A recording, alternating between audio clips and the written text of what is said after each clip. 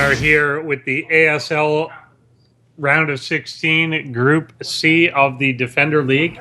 We've got a lovely PvP to kick things off tonight, and we're already obviously in the game. No more waiting at this point. Down on the bottom left-hand side of the map, we have our blue Protoss player. He is Shardz. And his opponent, also a Protoss, up in the top right-hand corner. In the orange, it is the Canadian InkedWarrior. Canadians, of course, better people in general than all others. But time will tell if that is true in this game as well. InkedWarrior is going for the double gas with 2 on each. We've got Shardz with 3 mining and just taking the second assimilator now. But no major deviations, no indication of what the tech path is going to be for either player. While this does tend to lead towards like a quicker Stargate for Inked, there are certainly different ways that you can go with this. It's pretty versatile, so have to see how it does end up developing here. And it will probably be a little bit until we get an indication. Basically, once they can both, I think, chase the probe out of their own base and kind of eliminate some scouting. Although this probe going off to the side, putting down the proxy pylon, so this may indeed indicate that he is going for a Stargate opening. Either that or it is just a launching point for a proxy pylon a little later on for some sort of gateway attack. The way that the next few chrono boosts are spent will kind of let us know on these. We've got both players going for just a 2 gateway opening, no expansions or anything just yet. And given that the probe has just left that pylon there, indications are in favor of it being more of a gateway push. But we don't have additional warp gates coming down yet, or gateways coming down, and he's past the halfway mark on the warp gate research, and there he is queuing up a robotics facility. His opponent still has not chosen tech, although he is just about to, and just placement wise, I'm going to guess that it's a Stargate. Nope, he's making a pylon. Will he? There we go. Yeah, it is a Stargate.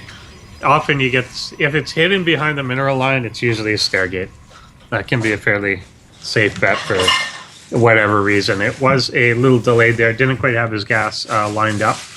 To that, he does actually get in, I think, close enough to see that the proxy pylon is in place. 3 stalkers are going to come in and put a little initial pressure on, but since there is no natural, there's not going to be much they can do. I doubt he's really going to want to commit up the ramp at this point. Both of them are playing, obviously, on just the 1 base.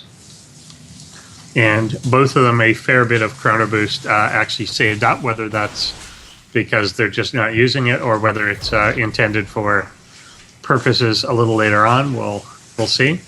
A Void Ray is coming out first here for Shardz, so not going into Oracle or anything like that. Little quick force field. He's not sure exactly how much is out there, so force fielding things off to be safe. That proxy pylon, which I believe his opponent does know about. Yeah, he did see it on the run by. I was pretty sure that he did. Is actually there, but I don't think he's really going to use it. This is kind of, I think he was expecting to see that the natural was actually taken and maybe put some pressure there, but actually making the full push into going up the ramp without heavy units is going to be a bit harder. So he's going to fake pressure and then back off on home. He does have the Nexus almost done here now. He's got Mothership Core, a couple Stalkers sitting in the base waiting for something like an Oracle or what have you. Even has the Observer out if need be at home. And Shardz is pushing out with a small force, making sure that things are clear around his natural base before pushing on out. He does, as I mentioned, know about this pylon, so he's going to want to clear that. Maybe not. I guess just going out with the 2 zealots. Doesn't want to overcommit in case anything hits him in the back door. The Phoenix kind of coming in. We'll get a sense of what is going on, get visual confirmation of that Stargate, although I'm pretty sure he already knew a Void Ray was there anyway, so wants to see what else is in fact going on. Forge is down, a little bit of a pseudo wall in front here. And now Shardz is actually getting several Phoenixes out. So just a single Void Ray into Phoenixes, which is interesting.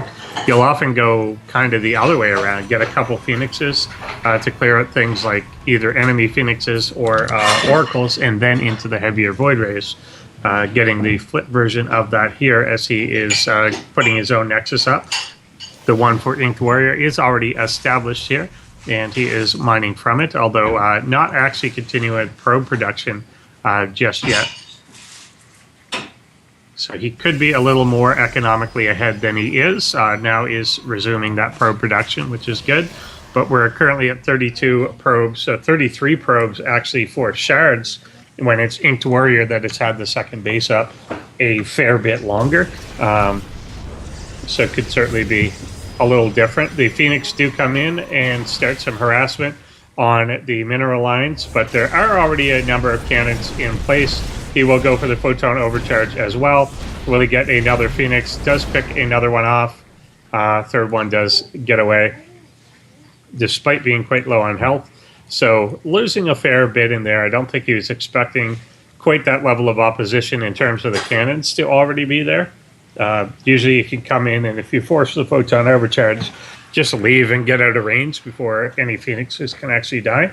We have InkedWarrior pushing across with basically his entire army here. Given that the Phoenixes are completely out of place, there's not a whole lot of gateway out for Shardz as the first Stalkers do come in and make contact, but the rest of the army wasn't actually with them yet. That Phoenix could die immediately. Getting away with just 4 hit points left there as it follows a errant rally point out. Nice force fields to lock out a major portion of this force.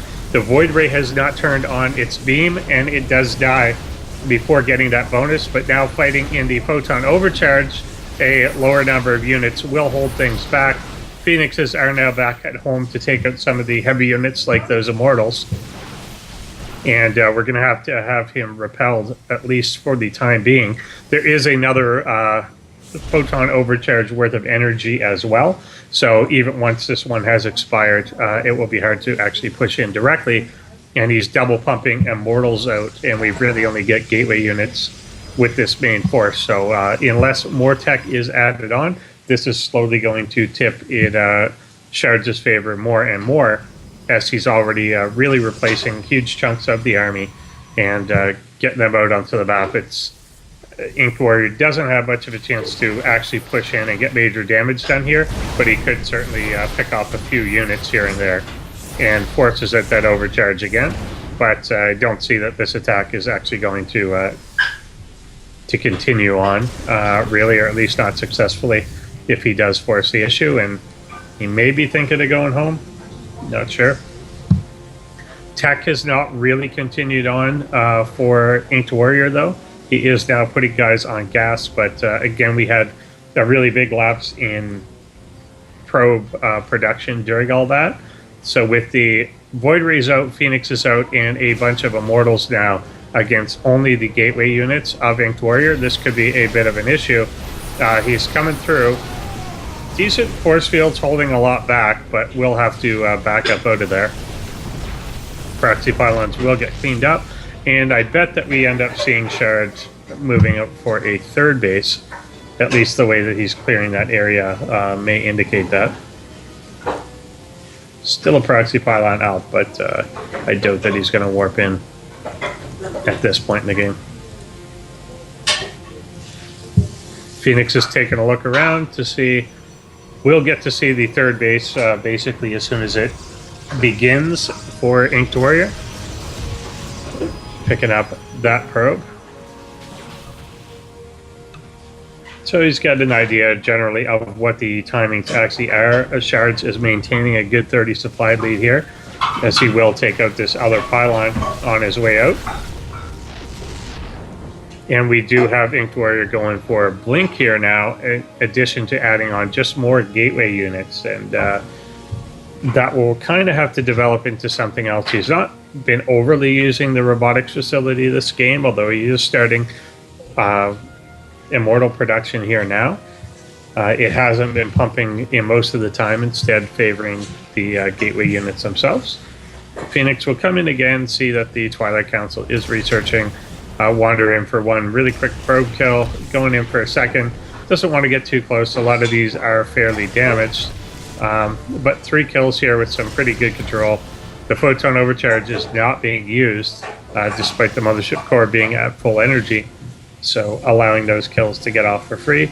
And we've still got that probe lead for Shardz as he's getting his 3rd base down here as well. InkedWarriors is finished at this point. And here comes the Templar Archives for Inked,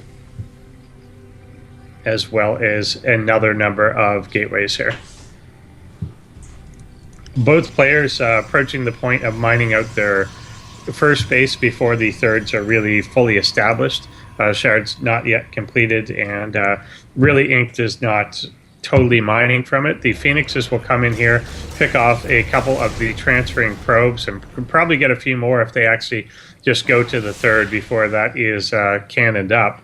And they may indeed do just that. 1 more goes down, 2 more goes down, 3 more, and they've gotten 6 this trip alone, and more continue to come on in.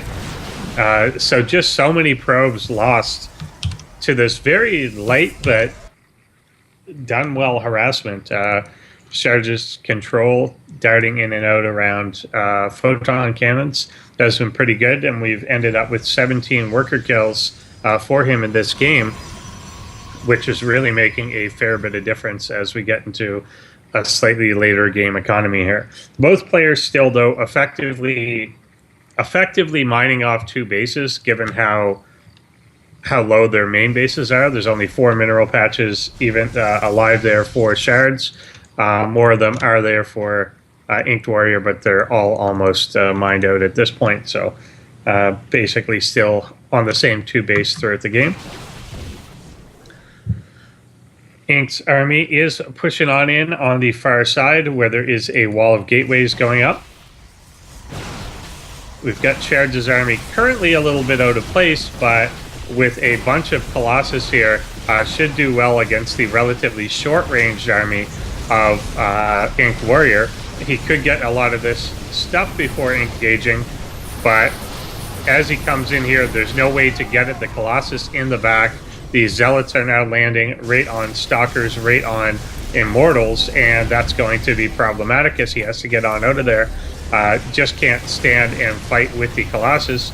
Turns around here briefly as the Phoenix pick up some of the more expensive units, but this is the major loss of InkedWarrior's army. He's down to only 18 supply here against 92 army supply of his opponent, and an overall lead of about 60 supply just in total here, with a pretty even worker count. So the majority of it is an army. I'm not sure that he's going to be able to hold off anything here. It is only Stalkers at this point. There's a lot of Immortals, a lot of Colossus, blinking back into a defensive position, but that will give up the 3rd base, which is absolutely necessary to continue this game. And the blink for it in the back, but some Stalkers were already waiting there. Nice pickups on top of it, and InkedWarrior will go down in game number 1 here as he taps out and Shardz jumps out to a 1-0 lead.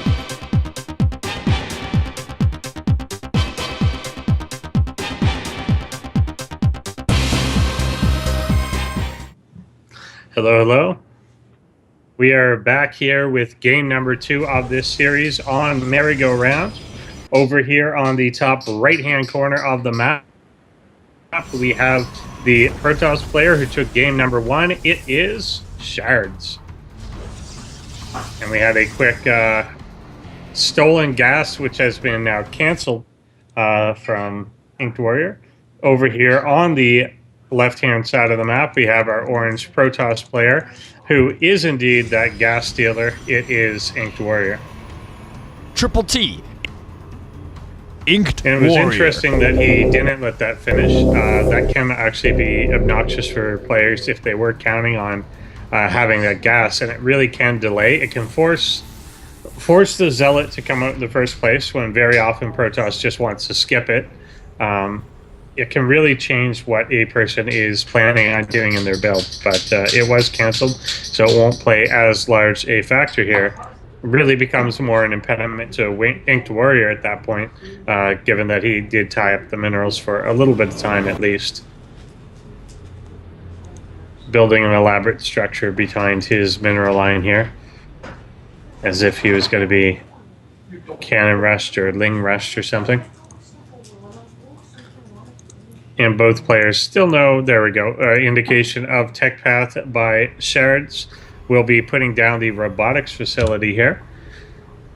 Just off the single gateway, he's actually allowed himself to get supply blocked here for a moment as well. And there's actually no pylon on the way, so this can be kind of ouchy for a bit. You're going to end up losing a probe or two, in addition to losing a unit or two that could be out on the map. In early PvP, this can often just result in death, to be honest, but his opponent is not actually doing something aggressive enough to make that occur, or at least not at this point. He is going up to 3 gateways and getting his mothership core out. No indication of expansion. There we go, expanding from Shardz here as he moves out with just a Stalker Zealot combo to take a poke at the front. It's a little bit of the upper hand, but then more Stalkers coming on in. They could actually just outright kill this Stalker if he stutter steps right, but I think he's let it off. There we go. Nice early pickup here, particularly with the supply block, and with the Stalker dead, they're also going to finish off the Zealot if they chase it the entire way. So pretty big little pickup there for InkedWarrior at the beginning of this game, as you do want to have basically not lose anything. Any little advantage that you have is good in an early PvP.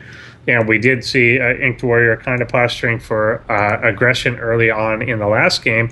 And it looks like he's going to be launching a 5-gate attack this time around as well. 3 Stalkers coming in will take out the probe building the Nexus. And he may be able to just force a cancel here, although he is going up directly into the main base of his opponent. And apparently going after some probes. Should pull back here, yeah, and focus on the low ground instead. Didn't quite have the timing lined up, unfortunately, with the pylon. There was no proxy pylon in place at the time that he really needed it, as the warp gates have been done for a while before the Stalkers even went up the ramp. But he may have a pretty decent force here anyway, and he may be able to chase down this Immortal, which is, of course, a bit slower than everything else, but his army is not actually coming with him, so that doesn't help. And he will kite that back. A second Immortal comes out to join it. Will he dive on the first? No. So that's just a fairly major loss of units there, unfortunately not getting the intended target. And again, I think InkedWarrior does have just a tendency of, if he's doing something, then everything else goes away. So the warp-ins, I think, were available sooner than this. He still does have a bit of a numerical advantage in units, but unfortunately shields on that Immortal are coming back. With the Zealots in front, though, we'll be able to target fire that down.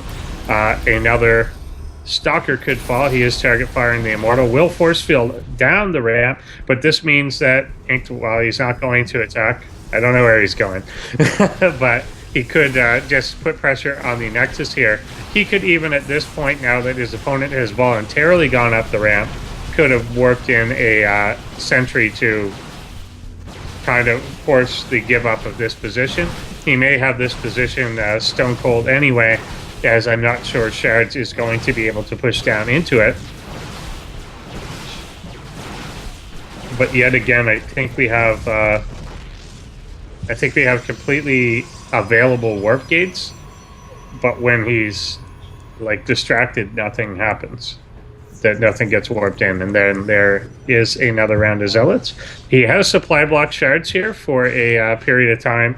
Unfortunately, there's no Nexus coming down for InkedWarrior himself, so they are just staying on relatively even footing, and a Dark Shrine is coming down for InkedWarrior off one base here. Behind all of this, he's got a pretty formidable gateway army. although the immortal count will eventually rise to a fairly high point. The thing is, he knows that the robotics facility is there, and he can probably see the shimmer of an observer. So it's unlikely that DTs themselves are going to be really that great unless he can actually sneak them in.